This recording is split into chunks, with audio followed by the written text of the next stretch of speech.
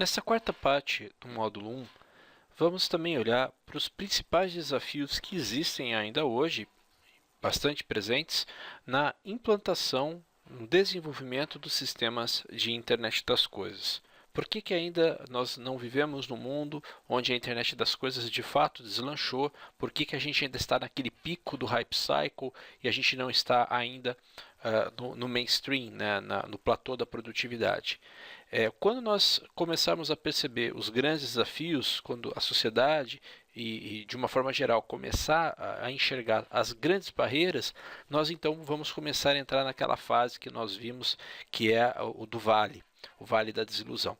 E já se enxerga quais são esses principais desafios dessas barreiras. Esse estudo que nós estamos vendo do Infonect, que também é bastante recente, mostra, foi uma pesquisa feita perguntando principalmente para CIOs de grandes empresas quais são as principais barreiras que eles enxergam na implantação de um sistema de internet das coisas ou mesmo de machine to machine nas suas empresas. E eles destacaram alguns pontos. O primeiro deles é a segurança, a questão de quanto mais você automatiza, mais você permite também, ao mesmo tempo, que o sistema seja invadido e ações não controladas, invasões, ocorram dentro do teu ambiente.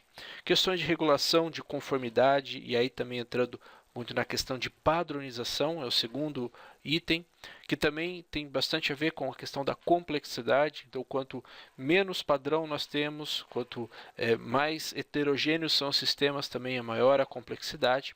E as questões dos custos, tanto custos de serviço quanto custos de dispositivos.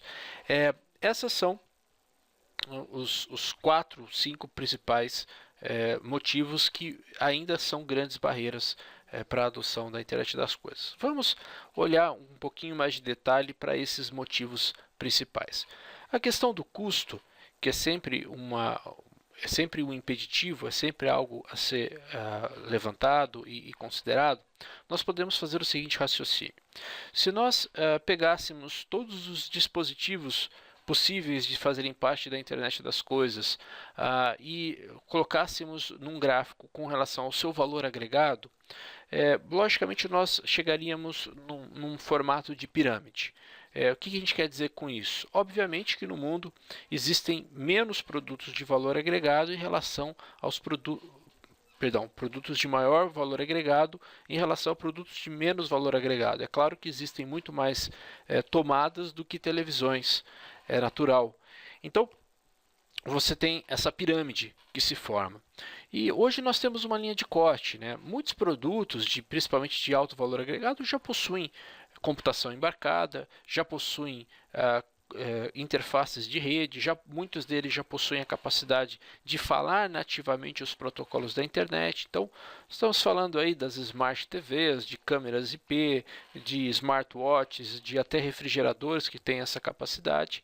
E esses dispositivos eles já permitem a gente incluí-los na internet. Agora, muitos outros dispositivos ainda há um desafio do ponto de vista de custo. O valor agregado, o preço final do dispositivo muitas vezes não comporta você embutir, você embarcar alguns dólares a mais para você conseguir colocar computação embarcada e interfaces de rede. Se nós formos fazer uma análise, hoje a eletrônica, o software embarcado, a interface de rede, todo o conjunto que você precisa para transformar esse objeto num objeto participante da internet, você vai gastar algumas dezenas de dólares, talvez um pouco mais aí de alguns dólares em produtos mais simples.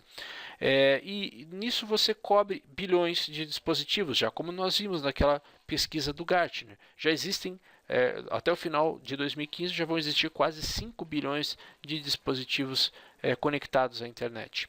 Agora, para nós começarmos a falar de dezenas de bilhões de dispositivos, que é a previsão para os próximos 10 anos, como a gente viu, chegar aí a 25 bilhões de devices até 2025, mas já se enxerga aí números na ordem de 50 bilhões de devices para os próximos anos, a eletrônica, o software embarcado, a questão da conectividade tem que cair para a ordem de dólares.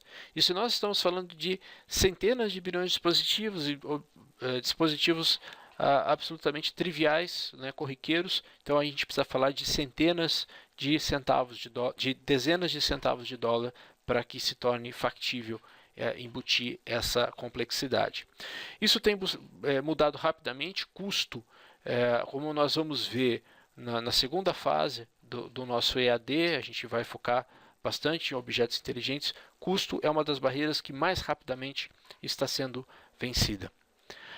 Outra questão mais complexa do que custo é a padronização.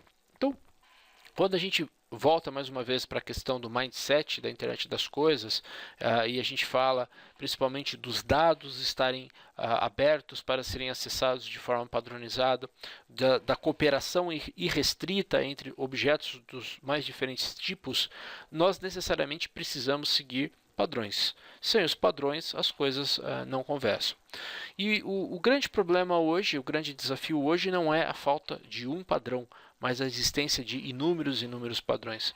Claro que quando a gente fala de internet das coisas e toda essa possibilidade de dispositivos conectados, bilhões e bilhões de dispositivos, o interesse financeiro, econômico também é bastante grande e claro que você vai ter empresas que querem tomar a dianteira, terem a liderança desse processo e aí que começam a surgir os inúmeros grupos, as inúmeras alianças e as inúmeras propostas de padronização que nós estamos vendo aqui no slide são apenas algumas das inúmeras que existem. Também na segunda fase do nosso EAD nós vamos falar bastante de cada um desses padrões e como que está caminhando a padronização e o desafio da padronização para a implantação da internet das coisas de forma massiva. Por fim, vamos fechar justamente com a questão que hoje é tido como a principal barreira, né, o principal desafio a ser vencido, que é a questão da segurança. E quando nós falamos de segurança, nós falamos de análise de risco. Onde a análise de risco você sempre vai fazer essa conta na sua cabeça, né? A probabilidade de um evento ocorrer versus o tamanho das consequências. O ser humano é muito orientado à análise de risco. Eu posso ou não posso, devo ou não devo tomar um risco, né? Admitir um risco. Olha, depende, qual que é a possibilidade disso acontecer e se acontecer, vai ser a consequência, né? Qual vai ser o impacto. Então, olhando para a própria internet, como nós já conhecemos hoje, internet das pessoas, coisas de risco, né? Existem riscos, existem problemas dentro da internet como nós a conhecemos? Sim, inúmeros. Coisas ruins podem acontecer na internet, principalmente no que diz respeito à violação de privacidade, caso alguém hackeie uma conta de e-mail sua, acesse seus dados de uma forma sem ter a sua autorização. A sua conta bancária pode ser hackeada e você pode ter uma perda financeira bastante significativa. Então, coisas ruins podem acontecer na internet de forma que a internet teve o desenvolvimento de mecanismos de segurança que conseguem mitigar a probabilidade de um evento de violação de segurança de uma forma razoável para as possíveis consequências que podem ocorrer. Agora, quando nós pensamos na internet das coisas, coisas muito piores podem acontecer, principalmente quando se diz respeito à integridade física das pessoas. A vida das pessoas começa a ser colocada em risco e, obviamente, então a consequência ela é muito maior e a probabilidade ela tem que ser reduzida. Como exemplo, né, isso já é um caso real.